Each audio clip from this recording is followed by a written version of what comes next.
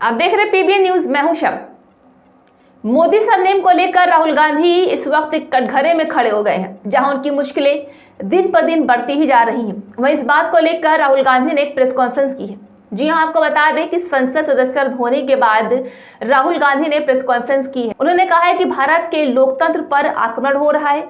उन्होंने आगे कहा है कि मुझे डिस्क्वालीफाई करके डराया नहीं जा सकता। उन्होंने कहा है कि प्रधानमंत्री अडानी पर मेरी अगली स्पीच से डर गए हैं, मैंने उनकी आंखों में देखा है।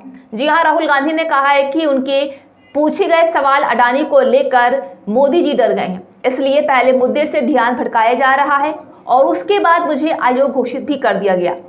वहीं राहुल ने आगे कहा है कि प्रधानमंत्री नरेंद्र मोदी और गौतम अडानी का रिश्ता क्या है, मैं ये सवाल पूछता रहूंगा। मेरी आवाज बंद नहीं कर सकते, मैं सवाल पूछना बंद ही नहीं करूंगा। अगर इनको लगता है कि मेरी सदस्यता रद्द करके डरा कर, धमका कर, जेल भेजकर या मुझे बंद कर सकते हैं। उन्होंने कहा है कि मैं हिंदुस्तान के लोकतंत्र के लिए लड़ रहा हूं और लड़ता ही रहूंगा। इसके साथ ही राहुल गांधी ने अगले भारत जोड़ो यात्रा का ऐलान भी कर दिया है। उन्होंने कहा है कि अब मैं एक बार फिर भारत जोड़ो यात्रा शुरू करूंगा। जहां राहुल ने कहा है कि संसद में मंत्रियों ने झूठा आरोप लगाया है कि मैं विदेशी ताकतों से सहयोग ले रहा हूँ। मैंने पार्लियामेंट हाउस में प्रूफ देके,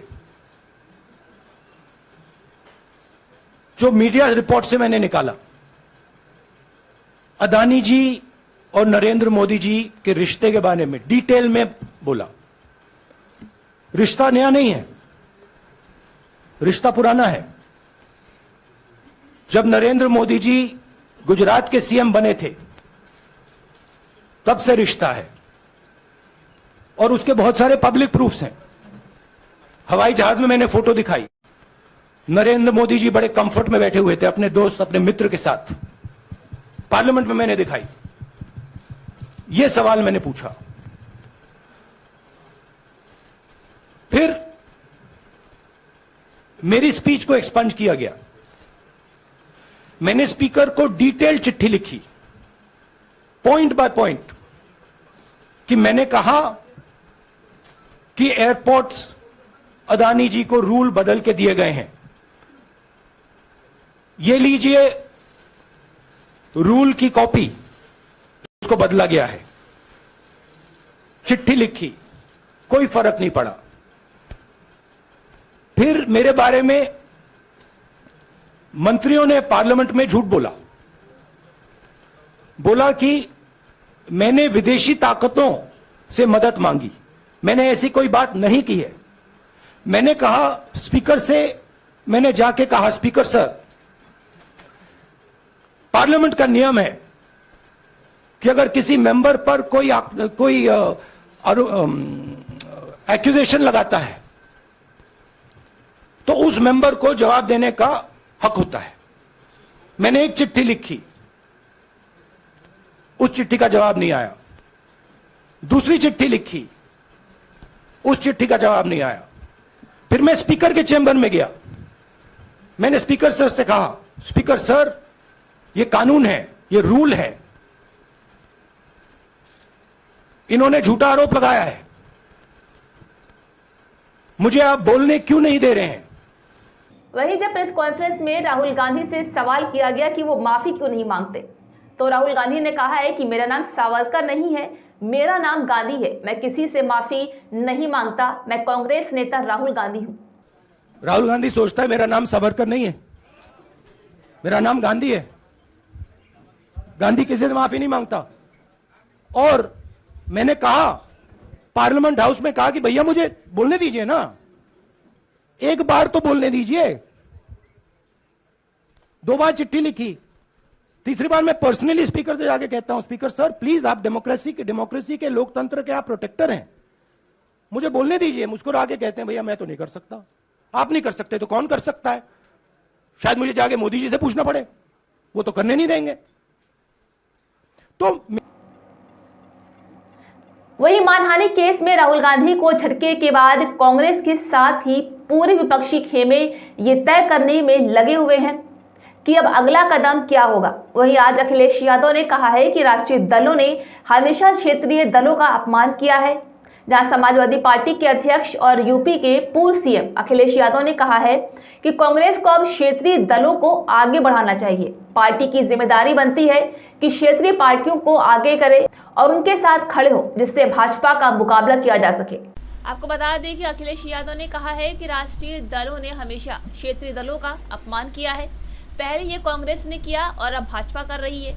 ये कांग्रेस के लिए एक मौका है, वे क्षेत्रीय दल को आगे रखें और फिर चुनाव लड़े, तभी वे भाजपा के खिलाफ जीत सकते हैं। ये कांग्रेस की जिम्मेदारी बनती है। वहीं अखिलेश ने आगे कहा है कि मैं देख रहा हूं कि भारतीय जनता पार्टी के सीनियर से सीनियर नेता से लेकर जमीनी नेता कह रहे हैं कि पिछड़ों का अपमान हो गया है। अब बीजेपी मुझे ये बताए कि जब बीजेपी के लोग हमारे मुख्यमंत्री आवास को गंगाजल से धो सकते हैं तो क्या वो अपमान नहीं था? अब जिम्मेदारी कांग्रेस की बनती है कि रीजनल पार्टीज को आगे करें और उनके साथ खड़े हों, जिससे भारतीय जनता पार्टी का मुकाबला किया जा सके। मैं देख रहा हूं कि भारतीय जनता पार्टी के सीनियर नेता से लेकर के जमीनी नेता क्या कह रहे हैं, पिछड़ों का अपमान हो गया। अरे भाई, हमारे घर को, मुख्यमंत्री आवास को गंगाजल से धोया बीजेपी के लोगों ने, तब अपमान नहीं हुआ। अरे भाई, पिछड़ों के घर को आप गंगाजल से धोगे। और अभी मेरा एक साथी कार्यकर्ता मिला है, इसने कहीं गंगाजल छिड़क दिया तो उसको मुकदमा लग गया। लाओ, क्या मुकदमा लगा, दिखाओ जरा। सर, बीजेपी हमारे घर को अगर मुख्यमंत्री आवास को मुख्यमंत्री आवास को अगर धो रहे गंगाजल से तो किसी को कोई अपमान नहीं, लेकिन जब उनके ऊपर कोई ऐसी बात है तो उसको मुकदमा लग गया। अब बताइए, ये कार्यकर्ता हमसे मिला सुबह आके, इसने कहीं गंगाजल छिड़क दिया तो गंगाजल का यही तो है कि इससे शुभ हो जाता है, पाप खत्म हो जाते हैं, गंगा में डुबकी लगा लो तो सब ठीक हो जाएगा। तो ये देखिए धाराएं लगी इसके ऊपर। अब धाराएं तो मैं भी नहीं पढ़ पा रहा, कौन धाराएं लगी हैं? 95 देखिए आप, देखिए ये धाराएं लगा दी। और हमारे मुख्यमंत्री आवास को जिन्होंने धोया, जिनको गंगाजल छिड़का किया, उन पर धाराएं नहीं लगनी चाहिए वाली। वहीं राहुल गांधी के इस मामले को लेकर डीयू के राष्ट्रीय अध्यक्ष राजीव रंजन सिंह ने पटना में कहा है कि राहुल गांधी के इस संबंध में 24 घंटे के अंदर जिस प्रकार से फैसला लिया गया है वो दर्शाता है कि केंद्र सरकार हताशा में है। लोकतंत्र की प्रक्रिया होती है कि कोर्ट का फैसला चुनाव आयोग में जाता है, चुनाव आयोग के मत से स्पीकर के पास जाता है। ये सारी प्रक्रिया 10 घंटे में करना दिखाता है कि इसमें केंद्र सरकार की भूमिका क्या है। देखिए राहुल गांधी जी के संबंध में हड़बड़ी में 24 घंटे के अंदर जिस प्रकार से फैसला लिया गया है वह इसको दर्शाता है कि केंद्र की जो सरकार है वो हताशा में है, बौखलाहट में,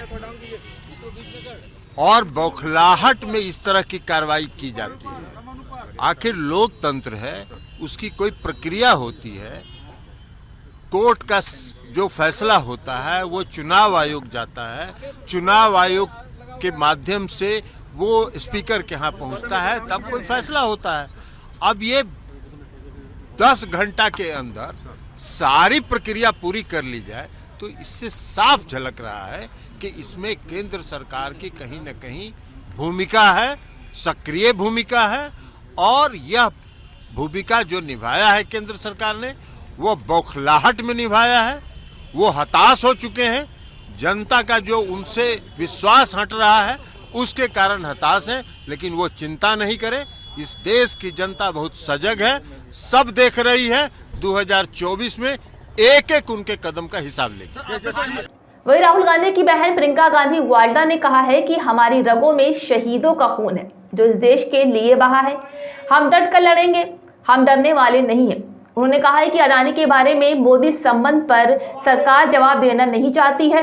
उन्होंने कहा है कि राहुल के खिलाफ कार्रवाई उसी का नतीजा है। मेरे भाई ने गौतम अडानी का मुद्दा उठाया और संसद में सवाल पूछे, इसलिए ये सब हो रहा है।